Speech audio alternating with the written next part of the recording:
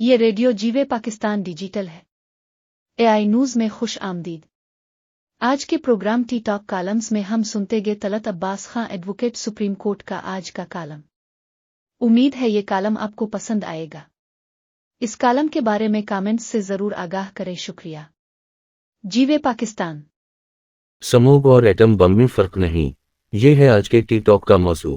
تحریر Talat Abbas Khan advocate supreme court, produced by Tariq Hashmi. جب انسان قدرت کے نظام میں مداخلت کرتا ہے تو اس سے بیماریاں اور آفات جنم لیتی ہیں، اور انسان توبہ توبہ کرتا ہے۔ اصل میں یہ آفات انسانوں کو خدا کے قریب لے آتی ہیں۔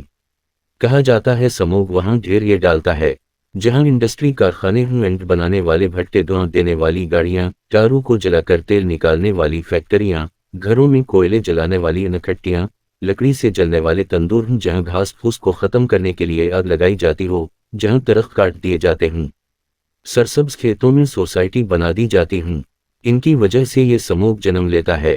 سموگ سردیوں کے موسم میں دھند سے مل کر اپنا کام دکھانا شروع کرتا ہے۔ یہ ایٹم بم کی طرح خطرناک ہے۔ سموگ انسانی، حیوانی، چرند پرند اور درختوں کی زندگیوں کا خاتمہ کرتا ہے۔ یہ ایسے خطرناک ہے جیسے ایٹم بم کے گرانے جانے سے ہر چیز فنا ہو جاتی ہے، پھر اس علاقے میں زندگی کا نشان مٹ جاتا ہے، ہریالی، درخت ختم ہو جاتے ہیں۔ سموگ میں فیکٹری، کارخانوں، انسانی آبادیوں سے نکلنے والے زہریلے مواد فضا میں شامل ہو کر ہر جاندار کو نہ صرف نقصان پہنچاتے ہیں بلکہ جان سے مار دیتے ہیں۔ کہا جاتا ہے اس سموگ کی تباہی کی کہانی لندن سے 5 دسمبر 1952 میں اس وقت شروع ہوئی جب لندن کے رہائشی لوگ ایک صبح اٹھے تو لندن شہر گہرے سیاہ دھوئے میں ڈوبا ہوا تھا۔ حد نظر سفر ہو چکی تھی۔ ٹرین ڈرائیور پٹری نہیں دیکھ پا رہے تھے، پائلٹس کو رن وے نظر نہیں آ رہا تھا۔ پورا شہر سموگ میں ڈوب چکا تھا۔ شام کے وقت پتہ چلا یہ دھند نہیں، یہ سموگ ہے۔ یہ گاڑھا سیاہ قسم کا دھواں لگ رہا تھا جس نے دیکھتے ہی دیکھتے اگلے دن 4000 لوگوں کی جان لے گیا۔ لوگ کھانس کھانس کر دم توڑنے لگے۔ لندن کی سماجی زندگی رک گئی، ٹریفک بند ہو گئی، ٹرینیں معطل ہو گئیں، فلائٹس منسوخ ہو گئیں، دفتروں اور اسکولوں میں چھٹی کر دی گئی، شاپنگ سینٹرز بند ہو گئے اور لوگوں نے گھروں سے باہر نکلنا ترک کر دیا۔ سموگ سے قبرستان بھرنے لگے اور ہسپتالوں میں مردے اور بیمار دونوں یکساں بیڈ پر تھے۔ یہ سموگ 5 دن جاری رہا۔ قدرت انسانوں پر ترس کرتی ہے اور دسمبر کی رات بارش شروع ہو جاتی ہے اور فضا آہستہ آہستہ دھل کر صاف ہو گئی، لیکن اموات کا سلسلہ پھر بھی جاری رہا۔ سموگ کی وجہ سے دسمبر کے آخر تک لندن کے 12,000 لوگ انتقال کر چکے تھے، جبکہ 1.5 لاکھ لوگ دمے، اشوک چشم، TB اور نروس بریک ڈاؤن کا شکار ہو چکے ہیں۔ اس پر ماحولیات کے ماہرین نے تحقیقات شروع کر دی۔ پتہ چلا 5 سے 9 دسمبر کے دوران لندن کی فضا میں روزانہ 1000 ٹن سموگ پارٹیکلز پیدا ہوتے رہے۔ ان میں 140 ton hydrochloric acid, 14 ton fluorine component اور 370 ٹن سلفر ڈائی آکسائڈ فضا میں شامل تھے۔ یہ تمام مادے صحت کے لیے انتہائی خطرناک تھے۔ ماہرین نے سوچنا شروع کیا، یہ تمام پارٹیکلز آئے کہاں سے؟ پتہ چلا یہ 750 سال کی انسانی غلطیوں کا نتیجہ ہے۔ اس عرصے میں انسانوں نے قدرت کے نظام کو برباد کیا، لہٰذا یہ سلسلہ 1200 میں شروع ہوا۔ 750 برس میں لندن کی آبادی میں 10 گنا اضافہ ہو چکا تھا۔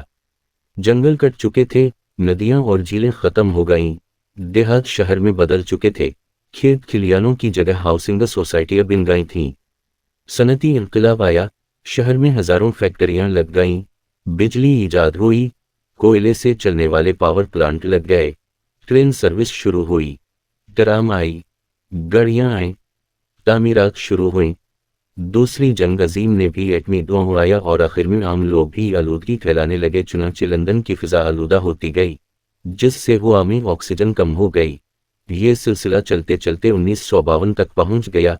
سردی شروع ہوئی، لوگوں نے اپنی انگیٹیوں میں کوئلہ جلایا جس سے لاکھوں ٹن دھواں پیدا ہوا۔ یہ دھواں 750 سال کی آلودگیوں میں مکس ہوتا رہا۔ دسمبر کی دھند میں اب یہ شامل ہو چکا تھا اور سیاہ گیس میں تبدیل ہو گیا، اور یہ گیس 5 دن شہر کے اندر موت بن کر گھومتی رہی۔ ماہرین نے اس دھند کو سموگ کا نام دے دیا اور لندن کے اس سانحے کو گریٹ سموگ آف لندن قرار دیا گیا تھا۔ یوں ماحولیات کے ماہرین نے سموگ کی تشخیص کر لی۔ اب علاج کی باری تھی۔ علاج کی ذمہ داری کنزرویٹو پارٹی کے member of parliament sir Gerald David نے لی۔ یہ بزنس مین اور کارخانے دار تھا۔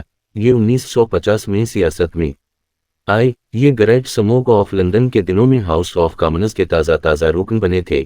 یہ اٹھے اور لندن کی فضا کو صاف کرنے کا پلان بنانا شروع کر دیا۔ یہ ماہرین کے ساتھ مل کر 4 سالہ منصوبہ بندی کرتے رہے، یہاں تک کہ انہوں نے 1956 میں کلین ایئر ایکٹ بنا لیا۔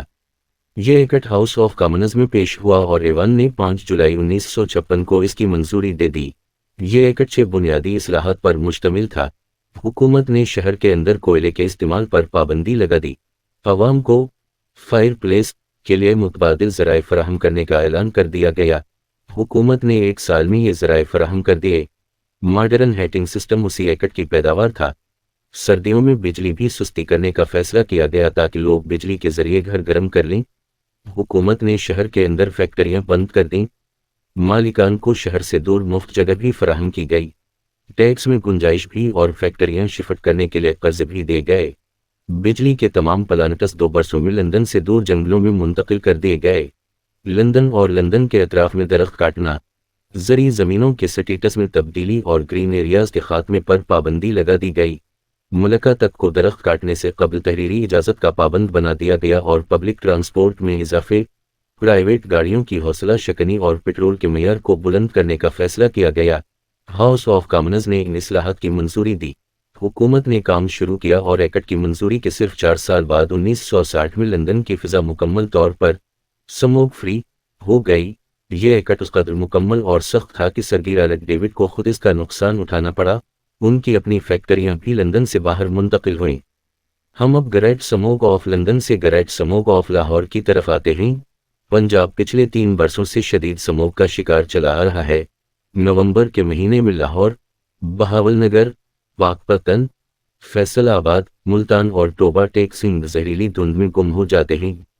پنجاب اس بار بھی سموگ میں دفن ہے۔ ہماری فضا میں اگر اسی مائکرو گرام زہریلے مادے ہیں تو ہمارے پھیپھڑے انہیں برداشت کر جاتے ہیں، لیکن لاہور اور اس کے مضافات میں اس وقت آلودگی کی شرح 200 مائکرو گرام کیوبک میٹر ہے۔ ہم اگر فضا کا ٹیسٹ کریں تو ہمیں اس میں کاربن مانو آکسائڈ، سلفر اور نائٹروجن کی بھاری مقدار ملے گی۔ یہ تمام مادے زہر ہیں۔ کہا جاتا ہے لاہور کی فضا میں اس وقت 300 سے 400 فٹ تک آکسیجن کی شدید کمی بھی ہے۔ کہا جاتا ہے بھارت ہم سے بھی بری صورتحال کا شکار ہے۔ بھارت میں 2012 میں سموگ کی وجہ سے 15 لاکھ لوگ مر گئے تھے۔ لاہور میں بھی اس سال 4 لاکھ لوگ متاثر ہوئے ہیں۔ حکومت پنجاب نے تعلیمی ادارے اس موقع پر بند کر کے بچوں کی جانیں بچائی۔ ایسا کرنا اچھا قدم تھا۔ اگر پنجاب حکومت برطانیہ کے بنائے گئے کلین ایئر ایکٹ لندن پر ہی عمل کر لے تو لاہور سمیت باقی شہر بھی سموگ فری بنائے جا سکتے ہیں۔ انہیں کوئی نئی ریسرچ کرنے کی ضرورت نہیں کہ سموگ آئی کیسے اور ہم اس کے سدباب کے لیے کیا کریں۔ لندن پلان پر ہی عمل کر لیں تو سموگ سے نجات مل سکتی ہے۔ حکومت نے بارش کے لیے اجتماعی دعا کی اپیل کی گئی ہے۔ کیا ہی اچھا ہو اجتماعی دعا کی ایک اپیل یہ بھی کر دی جائے کہ کھانے پینے کی اشیاء میں ملاوٹ کرنا، جھوٹ بولنا، انسان کو تکلیف دینا، سڑکوں کو بند کرنا بند کر دیں۔ اللہ کرے یہ دعا بھی ہماری قبول ہو جائے۔ سموگ سے بچنے کا نسخہ دینا جہلم کے بھارتی فلمی دنیا کے مشہور شاعر گلزار نے ایک نظم میں دیا ہے۔ اس پر عمل کرنے سے شفا ہوگی۔ بے وجہ گھر سے نکلنے کی ضرورت کیا ہے؟ موت سے آنکھیں ملانے کی ضرورت کیا ہے؟ سب کو معلوم ہے باہر کی وہ قاتل ہے، یوں ہی قاتل سے الجھنے کی ضرورت کیا ہے؟ ایک نعمت ہے زندگی، اسے سنبھال کے رکھ۔ قبرستان کو جانے کی ضرورت کیا ہے؟ لہٰذا سموگ علاقوں کے لوگ بہتر ہے گھر پر ہی یہ ہفتہ گزاریں، گھر سے باہر ماسک پہن کر نکلیں۔ یہ ہے ریڈیو جیوے پاکستان ڈیجیٹل۔